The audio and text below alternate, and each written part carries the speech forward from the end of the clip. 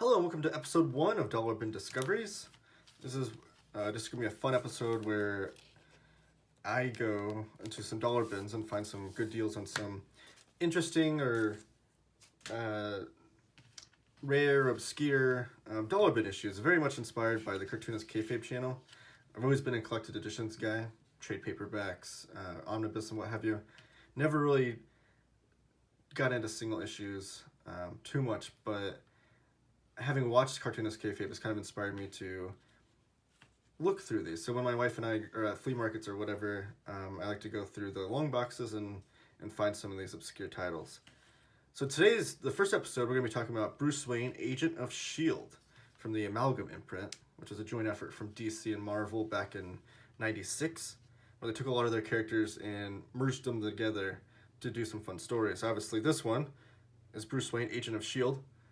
So Bruce Wayne becoming kind of like the Nick Fury type, if you will. Action, espionage, thrills.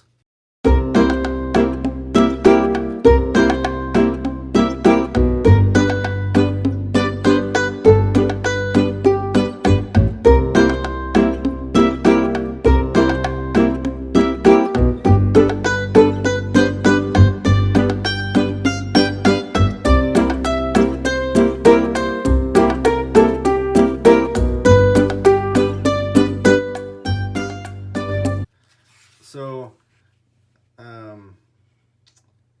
here's the credits. We have Chuck Dixon, who did a lot of the Batman stories in the 90s. He did a long run on Nightwing, a long run on Robin back when Tim Drake became Robin for the first time. I love both those runs. He also co-created Bane and had a big long run in the Nightfall series. So Chuck Dixon, he's not a writer you hear a ton about in the mainstream. However, he has written some of my favorite Batman stories, so it's pretty apropos that he is doing this story. And then Kerry Nord's the penciler on this story. He's pretty much, or pretty well known. The most famous run he has, I guess, or most acclaimed, is probably the Kurt Busiek Conan run in Dark Horse Conan books. So that, and then if you, let me bring this closer to the camera here. On the credits, they even did the Marvel thing where they did like Chuck-a-Muck Dixon, Carry No Prisoners Nord, Mark Howling Pennington. And so a bombastic blast-filled finale. So they did all the what Stanley would always do, like Jack King Kirby and Smile and Stan Lee. So they definitely took that to, which is just a fun little thing. And then also they do this thing in here, which I'll show more of these, where it says continued from Super Soldier #1, which was an issue. That was the issue of Captain America and Superman being merged together. But also Strange Tales of War '99. That's not an actual real comic book. I was trying to find it, and it's just like I guess a metafictional story within here. So like how Marvel would always say like, oh, go back to issue 32 and you'll find out what happened. They were doing that, but by having fun with it with these non-existent comic books. So in this story, on the cover, you see Green Skull instead of Red Skull. This is an amalgamation of Red Skull and Lex Luthor. And right away, on a mission to destroy Hydra, the title of this issue, right away, you have Selena Luthor take over Hydra, who is an amalgamation of, you guessed it, Catwoman and Madam Hydra. And you have Mr. Freeze here, or Baron Zero. This is the character's name, but he's Mr. Freeze and Baron Von Zucker.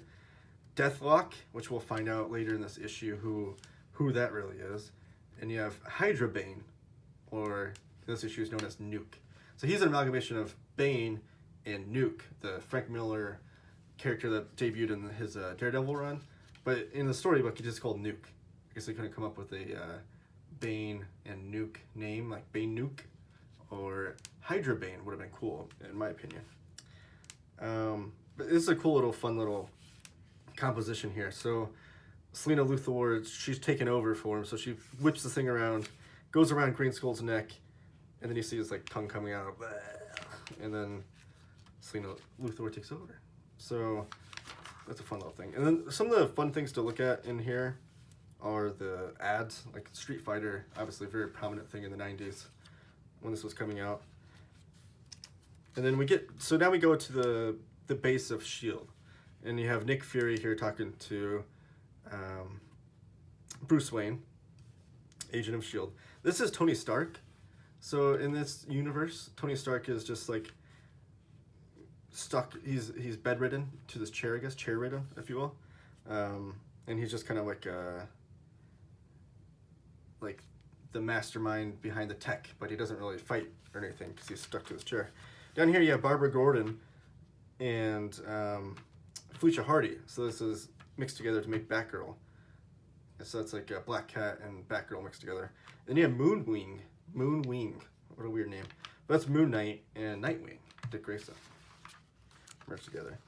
So this is cool too. So obviously with this new universe, this isn't happening in Marvel 616 or DC's Earth 2, I guess. Is Earth 2 the main continuity there?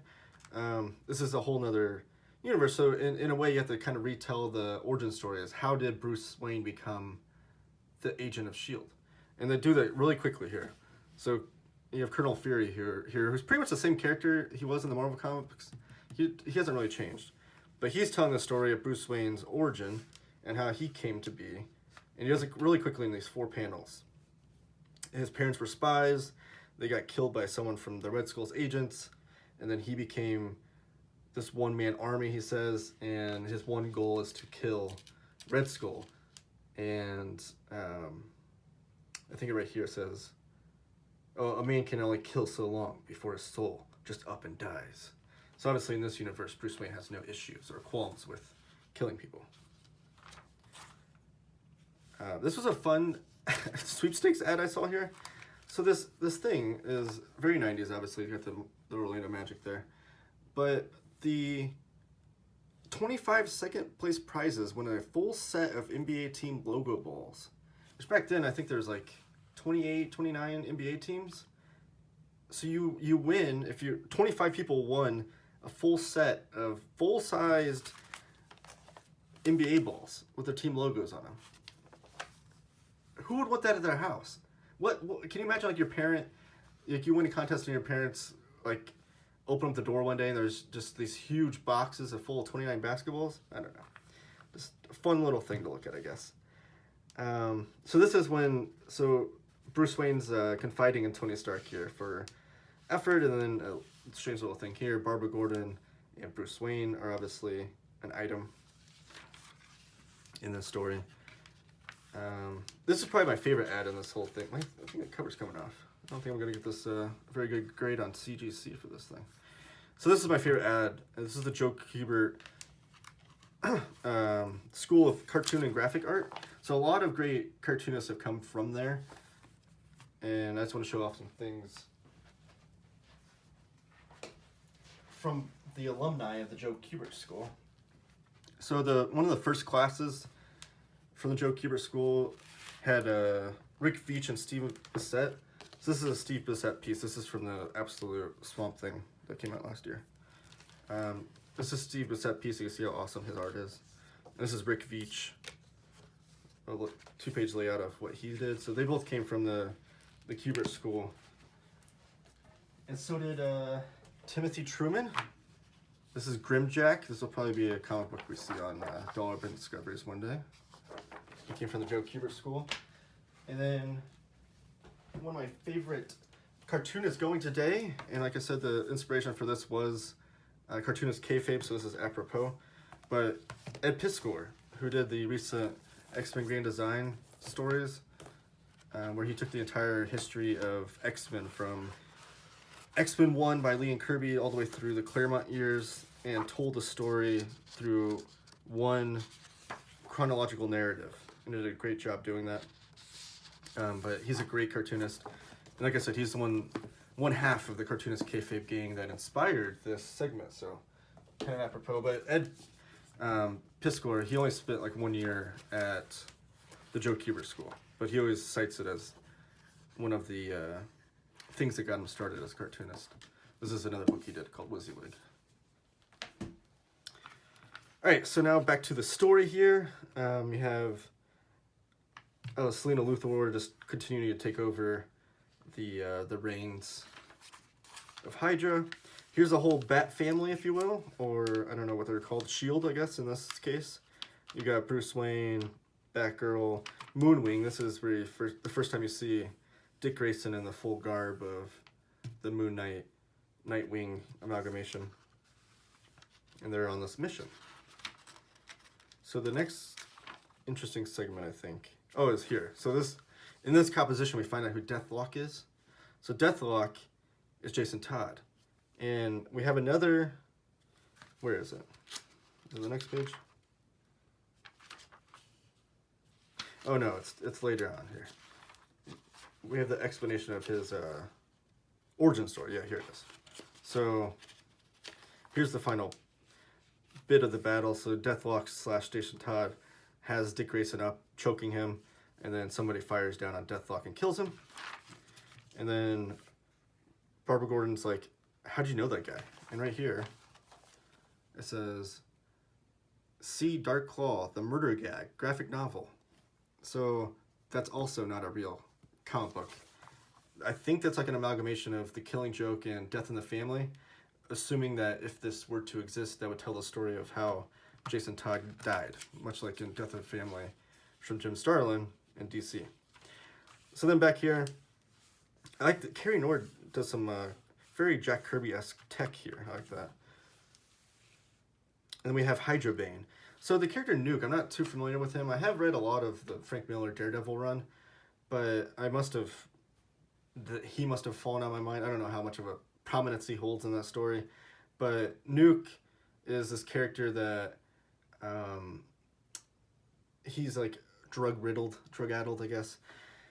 And he takes all these pills, and based on the pills are what they do for him. So I guess the red pill, he has like a American flag painted on his face. I guess the red pill makes him super strong, the blue one calms him down, and the white one does something else. I don't know. It sounds very much like a pro wrestler in the 80s, taking uppers and downers and steroids to perform on a stage, tragically.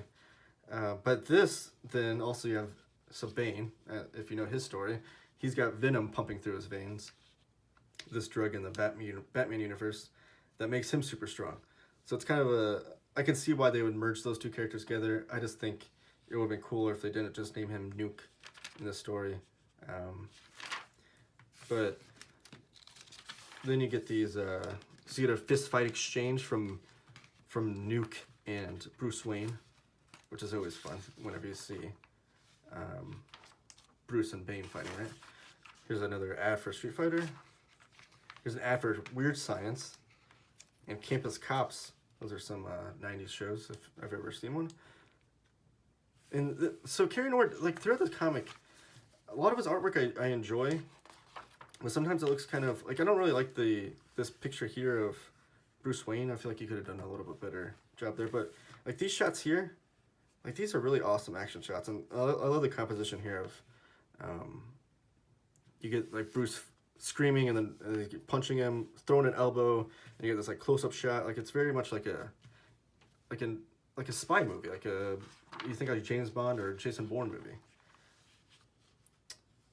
And then they blow up this place, and then this ends on a huge cliffhanger, where where is it?